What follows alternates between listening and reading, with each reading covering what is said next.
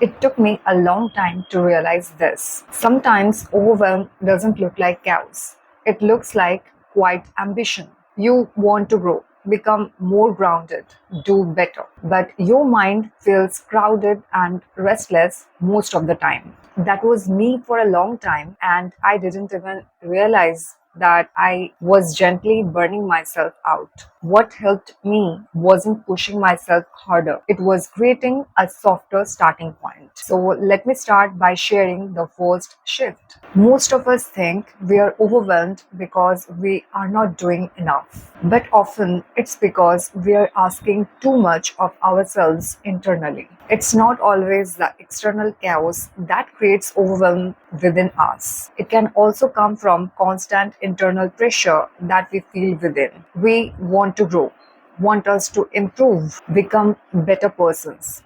And we want this all at once. So our mind always lives in a quiet state of urgency. It doesn't feel calm and gets the rest it needs. The more we feel the internal pressure, the more mental noise it creates within us. And this creates emotional fatigue, which eventually lead to burnout over time. When we don't have any mental pause, it creates constant overwhelm loop within us. I still remember the days when I want to do everything right. I constantly think about the next step, and this way my mind feels restless all the time, even on the calm days. So here is what I want you to do. Just pause and notice, where am I pressurizing myself today? And replace I should with what actually supports me right now. Once I noticed that my overwhelm came from the internal pressure, the next thing that helped me was learning how to calm my mind and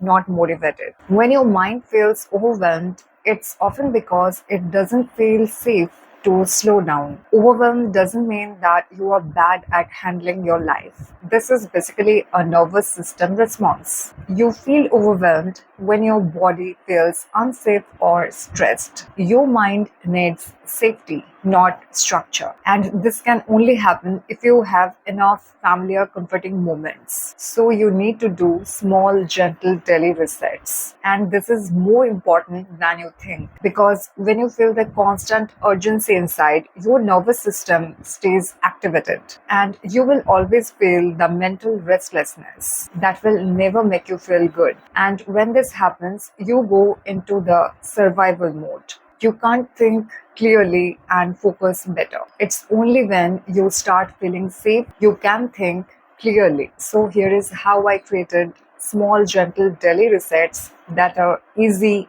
and doable. I chose gentle morning start instead of rushing. I chose calm evening close instead of overstimulation. And also I chose connection and care over productivity. So here is how you can do the gentle daily resets. Trust me, it's easier than you think, and it's absolutely doable. So choose one gentle daily reset that feels doable today. And while starting, you can choose morning or evening, not both of them. Choose anything that feels simple, comforting, and repeatable to you. And when your mind feels a little safer, you start noticing something important. The way you are growing might be too forceful. I realized that pushing myself harder wasn't helping me. I needed a softer way to stay committed, what I like to call as soft lock-in. Here you choose consistency without self-punishment. And when you do so,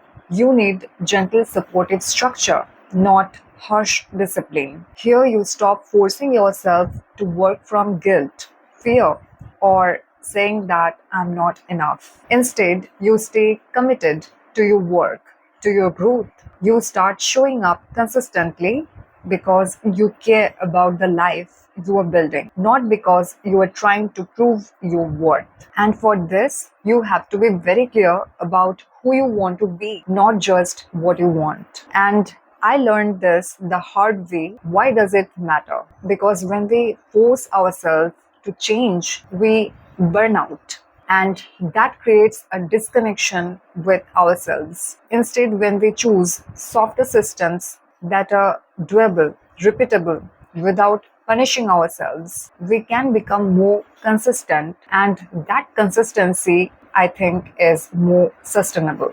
And as you already probably know by now from the book Atomic Habits by James Clear, when we take decisions because of our chosen identity, building habits become much more easier. To me, strict discipline is not only hard to maintain, but it also feels like robotic because every day isn't same for the humans, and constant internal pressure felt draining, not inspiring. But when I switched to softer system, that brought me calm inside, and I became more consistent with that system. Let me give one example. I wanted to read books, though I never built the reading habit before. So instead of saying myself that I should read the book, I started saying myself, I'm becoming the woman who reads.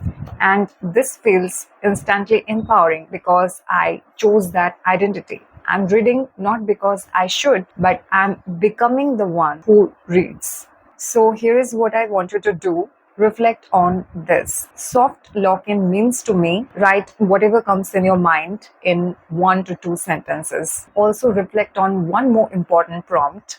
Who am I becoming this season? And once you stop forcing growth, the next shift becomes natural. When your actions match who believe you are, everything starts to feel lighter. Your identity, that means who believe you are within yourself, shapes your behavior. The tiny things you do daily, what we call as habits, reinforce your identity. The repetition of the habits builds alignment to your identity without even forcing. And similarly, when you identify yourself with a particular identity, actions feel much more natural.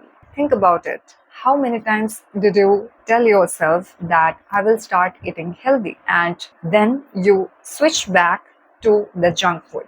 Because at the first place, you told yourself that you should start eating healthy, not because you are a healthy person, because a healthy person doesn't eat junk foods. And once I learned this concept from the Atomic Habits book by James Clear, I understood why this concept even matters. Because our willpower fades over time, and that's why habits break. We start eating healthy, but can't stick to that. We start reading books, but can't stick to that. But when we align ourselves with the identity we want to become, then we can stick to the habits much more easily. And consistency becomes easier this way. The lesser I negotiate with myself, the lesser the stress becomes. So now, instead of telling myself that I should eat healthy, I tell myself I am the one who nourishes her body. Again, instead of telling myself I should take care of myself, I start telling myself that I'm the one who takes care of her. So here is what I want you to try. Pick one identity statement and ask yourself, what should she do today gently? And when your actions start feeling lighter, overwhelm loosens its grip. Remember, feeling overwhelmed doesn't mean you are failing. Try one small reset or gentle shift today and notice how it eases your mind. Growth can feel calm, natural, and human. And that's exactly how it's meant to feel. And if you want more gentle strategies to grow with calm and ease, you can check out my self-growth and mindset playlist curated just for you. Thank you so much for watching, and hopefully I will see you there.